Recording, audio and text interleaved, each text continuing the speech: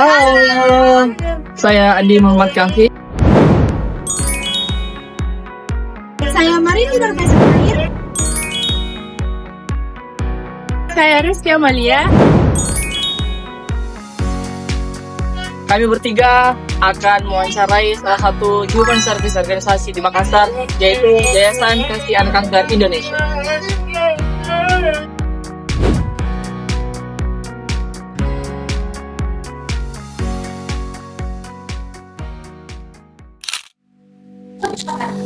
Oke teman-teman, jadi kita sudah bersama Ibu Nurul. Iya. Ya, boleh perkenalkan dulu Bu. Ya, perkenalkan saya Nurul Hijriyati selaku Ketua Cabang dari Yayasan Kasih Anak Kanker Indonesia Cabang Makassar. Kedatangan kami di sini nih mau mewawancarai bagaimana sistem penilaian kinerja staf dari sini. Iya. Jadi kami kebetulan tiap minggu kami ada pertemuan dengan khususnya untuk dengan guru-guru atau tenaga pengajar dari YKK seluruh cabang. Jadi kami biasanya di situ ada apa yang dilakukan selama seminggu atau satu pekan dari guru-guru. Mungkin spesifiknya yang pertama, saya ajukan pertanyaan. Selama ini, cerita apa yang paling sering terdengar dari orang tua atau adik-adik di sini setelah mereka dibantu oleh staf kita? Iya, jadi alhamdulillah kalau berdasarkan pengalaman kalau dari orang tua maupun juga dari anak-anak, alhamdulillah mereka sangat terbantu dengan adanya YKK, karena dimana mereka kan berasal dari luar Makassar, dimana YKK memfasilitasi semua kebutuhannya selama masa perawatan pengobatan, ada rumah singgah, ada sarana belajar, ada konsultasi. Jadi alhamdulillah mereka sangat bersyukur dengan adanya YKK. Jadi insya Allah memudahkan mereka selama masa perawatan pengobatan. Jadi mereka bisa fokus untuk pengobatan. Jadi hal-hal yang lainnya insya Allah ada YKK yang fasilitasi. Berarti bukan dari Makassar saya, Bu, dari Ya, luar Makassar. Dari luar Makassar, Indonesia Timur. Masuk ke pertanyaan kedua. Menurut Ibu, apa hal yang paling bermakna yang dirasakan pasien saat berinteraksi dengan tim staf lapangan? Ya, kalau yang bermakna artinya kalau untuk orang tua mereka dapat teman untuk berbagi, untuk sharing. Karena kan mereka jauh dari kampung halaman, jauh dari keluarga.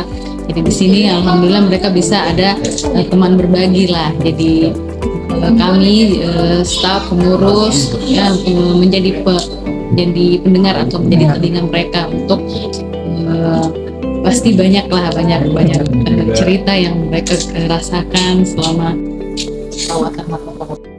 Pertanyaan selanjutnya itu dari sisi operasional, seberapa lancar koordinasi antar staf dalam mengelola jadwal atau laporan kegiatan harian di yayasan? Jadi kalau untuk laporan operasional, alhamdulillah kami kan ada grup WhatsApp. Jadi alhamdulillah semua lancar. Jadi kami semua berkoordinasi di grup tersebut. Pokoknya sudah kan ada memang yang staf yang 24 jam di RK atau di rumah singgah. Jadi biasanya dia yang melaporkan kami di grup. Jadi alhamdulillah semuanya lancar. Ya, berarti ada di laporan hariannya itu di grup ya. Iya. Memang ada laporan harian. Jadi kalau ada hal-hal yang urgent atau apa pasti kami berinfo di grup. Iya. Selanjutnya pertanyaan selanjutnya tuh apa ada kendala teknis yang sering membuat kayak laporan atau pelayanan jadi sedikit terhambat atau menjadi lambat? Kalau untuk dalam pelayanan alhamdulillah kami selalu maksimal ya. Jadi biasanya kalau kami ada pasien atau pendamping yang butuh, biasanya kami sering komunikasi lah, tingkat komunikasi. Jadi kami selain ada grup dengan sesama staf pengurus, kami juga ada grup dengan sesama pasien-pasien dengan orang tua. Jadi biasanya memang kalau ada mereka butuh apapun itu, saya sampaikan. Kalau tidak melalui grup bisa langsung menghubungi kami atau pengurus staf. Ya. Seperti ada tempat khususnya untuk saling Jadi insya Allah kami selalu semaksimal mungkin untuk melayani pendampingnya. Iya. penasaran sekali.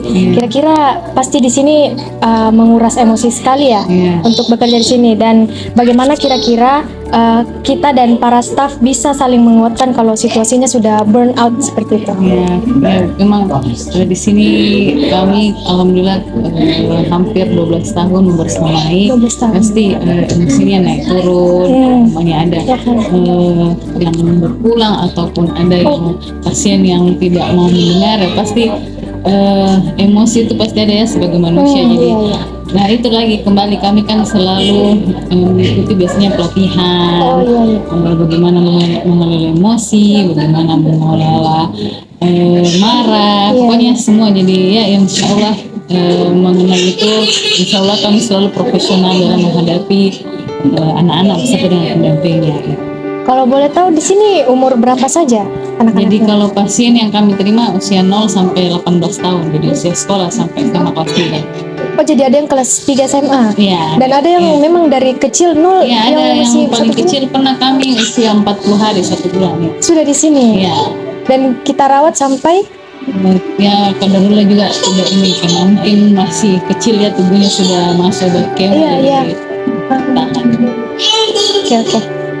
Sejauh ini perubahan positif seperti apa yang Ibu lihat dari staf berkomunikasi atau mengenai adik-adik di sini dibanding saat mereka belum bergabung?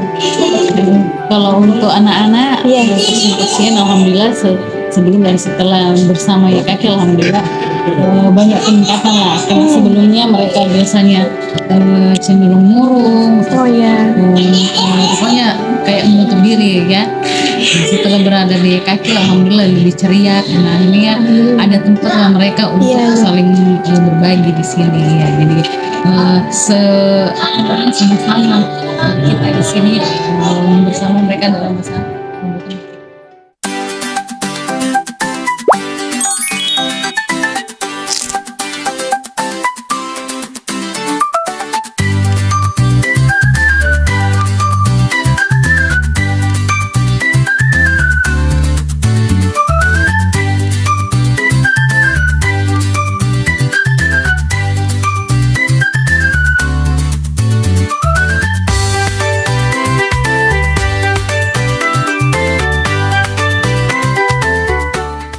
Terima kasih atas waktu yang diberikan, kesempatan yang diberikan. Semoga kita bisa ketemu di lain waktu. Semoga betul. Semoga ya kaki tetap sukses dan terus sukses terus ke depannya. Saya izin. ya kasih banyak. Iya. Si. Terima kasih.